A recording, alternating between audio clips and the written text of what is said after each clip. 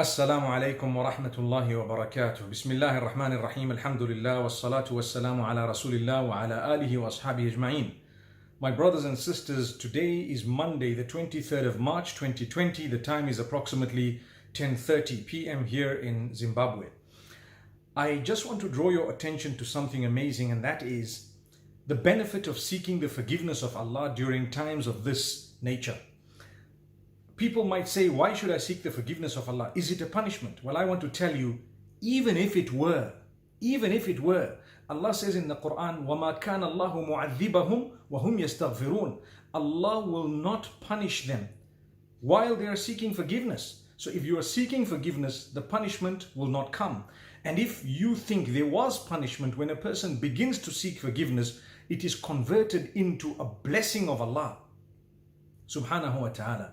Like I said earlier, it's wrong for us to say something is a punishment or not when we cannot know except through revelation if something was definitely a punishment. But a simple test is anything that brings you closer to Allah is not a punishment, and anything that has distanced you from Allah, makes you upset and angry and question Allah, that may well just be a punishment of Allah subhanahu wa ta'ala. Similarly, whenever a calamity happens, ask yourself, am I involved in sin? Am I involved in that which is immoral, unacceptable? Am I involved in that which is, have I usurped the wealth of others? Am I doing that which is unacceptable? Am I abandoning my prayers? Am I doing something that would be displeasing to Allah? You just ask yourself those questions. There's no harm. In fact, there can only be benefit. And we need to turn to Allah.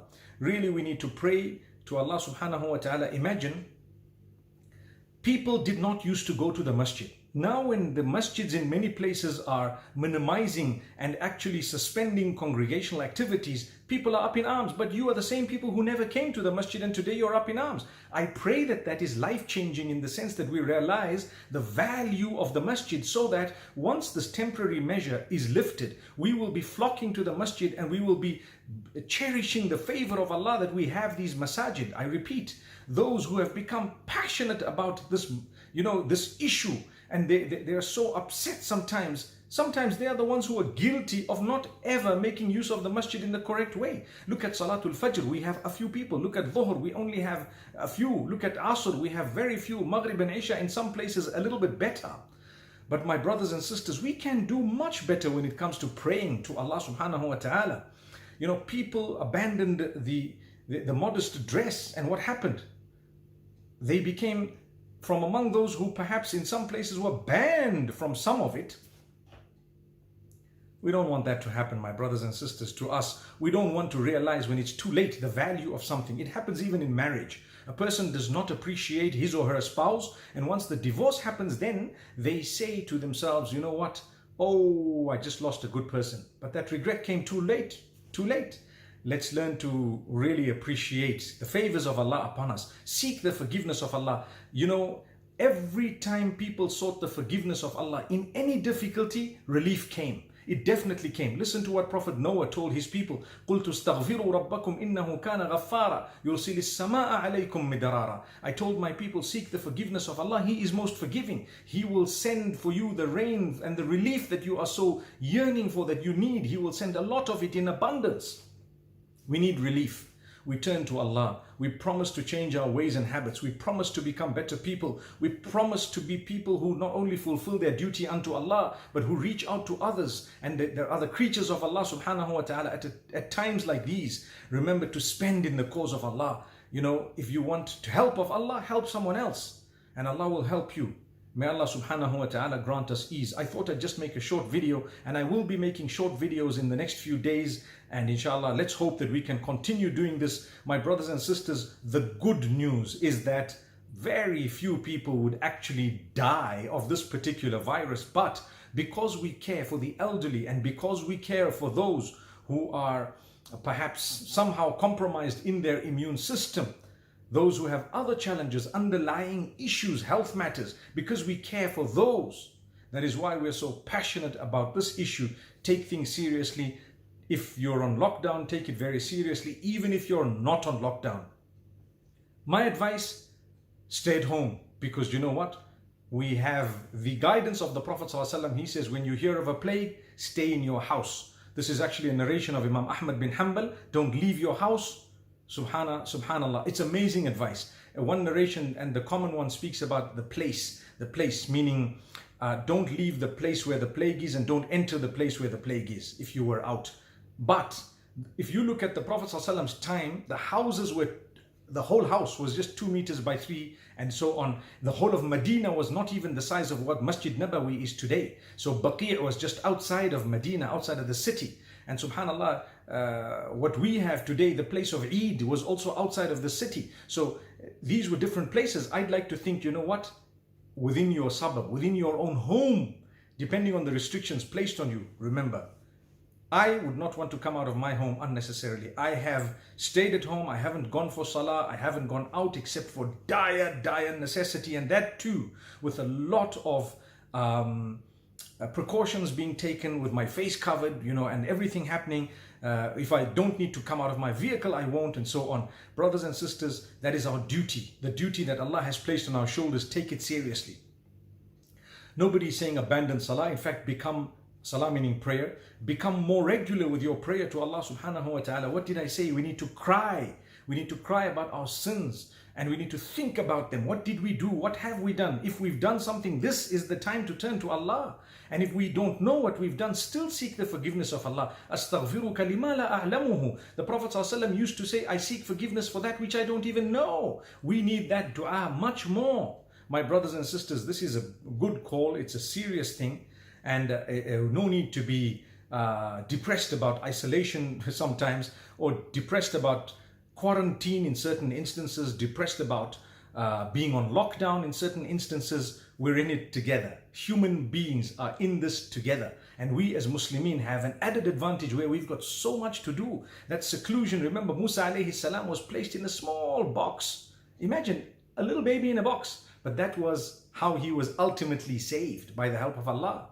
And the same happens to the people of the cave in seclusion. Remember? They were saved. How many years was that? I don't know how long this is going to last, but I know it is the mercy of Allah. We might come out of it having struggled and suffered in one way, but we will come out having gained in many other ways. So let's be considerate of others. Learn to give people hope no matter how hopeless you may be feeling.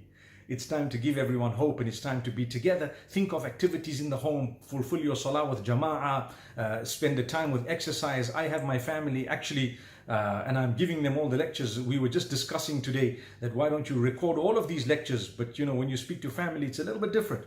I pray, my brothers and sisters, that I'm talking to you here from the same. It's just a self-imposed thing because we've been encouraged very strongly to do it, and I've been preaching it, so I'm practicing upon it. And we're excited. We're not overindulging when it comes to food, keeping yourself hydrated as much as possible.